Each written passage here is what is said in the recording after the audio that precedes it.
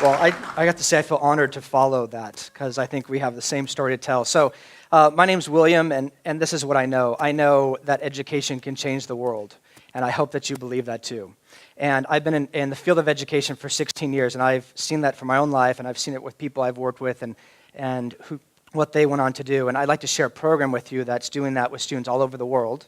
But before we start and to understand what Avid's about, I need to see a show of hands. And I'm just doing this to take a check of who we are. It's not to marginalize anybody, it's to take a pulse. So if you would, with both hands in the air, hopefully you've got deodorant on, what I'm going to ask you to do is this. How many people in this room went to university here, however you're defining that? Went to university? Okay, that's what I thought. Thank you. Do you know, in some communities, if I asked that, there wouldn't be a single hand in the air.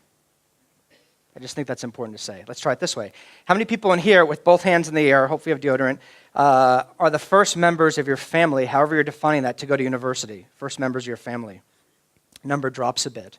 Okay, now I teach at a university, so let's try this one. How many people in here felt like if you went to university, you were prepared? What I mean, you knew how to take notes, be organized, you know how to study, you knew what was expected. When you actually walked on the campus, you knew what was going to happen.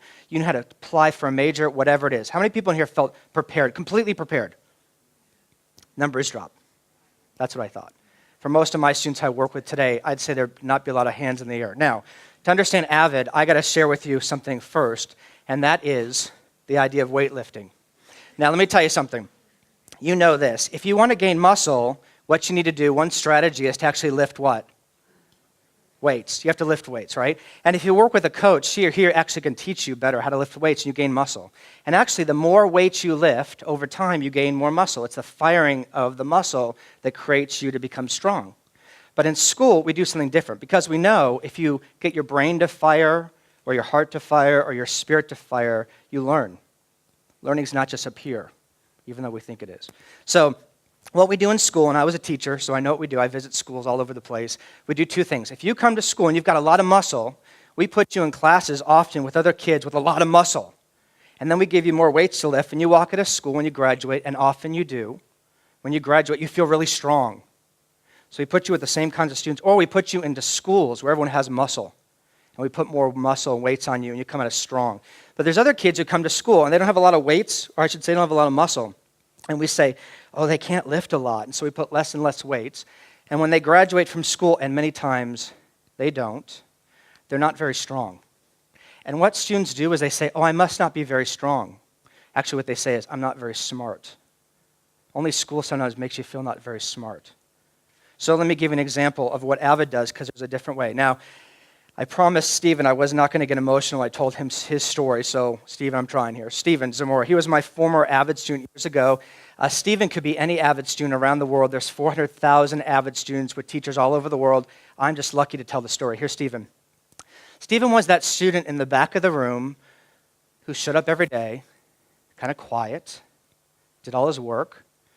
Nothing personal, Stephen, but if he didn't show up, sometimes we'd forget because we're so busy dealing with other students. And when you asked Stephen, no one in his family had gone to university. So we had Stephen apply for this program. Not apply, join us. And in year 8, he did. He agreed to stay from year 8 to year 12. He did. And this is what we did with Stephen, talking about weightlifting. The first thing we did with Stephen is we put him in those classes, not all of them, but some, where there was a lot of weights being lifted. And what we did in Avid is we supported Stephen, like we do in all Avid programs. The first thing we did is we taught Stephen organizational skills. Let me give you an example. We taught Stephen, we actually mandated, we encouraged, we supported, we said, you got to take Cornell notes, that's what they're called, in every class every day. And we graded them. We taught him how to keep an organized binder that every Friday we graded. And if there are loose papers in his backpack or in his notebook, he actually lost points in Avid. So we supported him with organizational skills. We had university tutors who came in twice a week to run something we call Avid Tutorials. It's not one-on-one, it's a group of students with a tutor, a university tutor, who's coaching students to lift the weights in those rigorous courses. We invited his parents, who probably taught us more than we taught them, but they came in twice a year, and we ran Avid back-to-school nights and taught them how to apply for university. We said, here's the scholarship, just apply for this thing, and guess what they did? We took Stephen and his colleagues to universities all over the region. I know I've been on a bus all over Southern California, Arizona, and Nevada, where I taught Avid in the States. So when Stephen applied, not only did he know where he was going, but he had been on the campus numerous times. Our Avid Curriculum, what Avid Curriculum is actually teaching you the codes of school, how to read a textbook, time management. We actually had Stephen apply for scholarships every single year that he was in Avid, so that when he actually had to apply for them, he had a whole list that he could apply for, and he got scholarships. This would happen to Stephen. Stephen's grades went like this. Now, year 9, year 10, he had like C's or D's, that kid in the middle, and you'll see something going on for Stephen. We call that the J curve. We call that success over time. Now, we love to test in schools. Well, people like to test us, and what they do is they test, like year 9, test, test, test, and they would say to me, William, you're failing as an Avid teacher. But a J curve is success over time, and you'll notice that his grades went to A's and B's. But what's remarkable about Stephen's grades, like most Avid students around the world, is he was taking, in year 11 and 12, the hardest classes that were available on the high school campus, senior college. That's success over time. What happened to Stephen? Stephen went off to university, went to graduate school also. He became a tutor. Here's one of our tutorial sessions. He became a tutor twice a week. He'd come in. Now, this isn't actually a great model because usually Stephen would be sitting here. One of the Avid students would show a question they had, and all the students would be weightlifting together to solve the problem. But he had to go up to show an example here. So let me show you this. This is what the research says. The research suggests that rigorous curriculum is a greater factor in determining university graduation rates than class standing, standardized test scores, or grade point averages. What does that mean? It means this. It means the more weights you lift before you get to university guarantees, I should say suggests, but it guarantees many times, that you will get through university. It means if you want to go to the Olympics, you actually have to start training for the Olympics early on, year 7, year 6. And you work with a coach. That's the Avid teacher. Those are the Avid tutors. Those are your Avid colleagues. The more muscle you have, the greater the chances of you getting through. And our research says that Avid students are getting through faster and faster, faster than their peers that weren't in Avid. Let me share this with you. Okay, so this is the exciting part. Avid started in one class in San Diego, California. That's where I'm from. I'm here now, but that's where I'm from, by a teacher, Mary Catherine Swanson. And she came up with this idea because she saw these kids that weren't doing very well, didn't have a lot of muscle. She started this program with one class, 30 students. Today, 30 years later, there are 400,000 Avid students all over the world in some 4,000 schools. She knew something was going on. Now, what she knew is this. Not that her students were gummy bears. No. Okay, she knew this. She saw, like most teachers do, is we've got programs for students who've got a lot of muscle on their body, and often we give them the best teachers, by the way. We give them the best teachers. And then there's programs for students who aren't doing very well. They don't have a lot of muscle. Often, they're the ones that aren't coming to school. We spend a lot of time trying to help them out, and we should. But we call this the missing middle. We call that the academic middle. It's those Stevens who are quiet and kind of doing it, have mediocre grades, C's, maybe a D once in a while. And what I notice, every time I tell the speech, I go, yeah, that's true. We're missing a whole group of students that we forget. And what we do in Avid is we target that group. Those are coming from communities who do not have a history of going to university.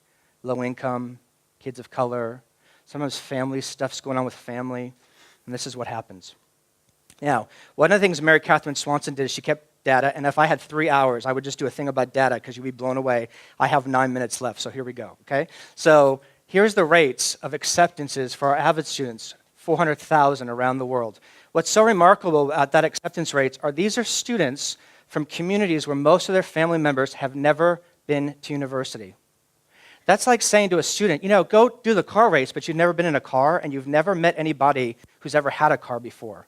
We actually show them cars, and look what happens. So let's try this. There's Christian Garcia. He was a former Avid student of mine. He started in year 7, and then I got him senior college years, high school, years 8, 9, 10, 11, 12. I got to work with him, or he worked with me, I think, sometimes. And he took the most rigorous courses on our high school campus, went to university, major university. I probably couldn't have gotten into that university. This is him in the Peace Corps today, trying to give back. He's in Cambodia. He emailed me. This is what he said. And I promised I'm not going to get emotional. I'm just going to be like this when I read it. That's what he says. Okay. Chris says this. As a child growing up with overwhelming disadvantages, I'll try. Avid was the only group that not only told me what I was capable of, but showed me what I was capable of. Without it, I wouldn't be where I am today. And I love that it's in capitals. It's amazing when you actually give kids weights and then teach them how to lift it, what happens. When it's not a game, it's not some lottery that some people have the codes. That's what Nellie said. Nellie said, Avid helped me feel better about myself. It was the first time I felt the love of a family that truly loved and appreciated my input and abilities. I love how we genuinely listened to each other. Those moments in group study sessions were heaven.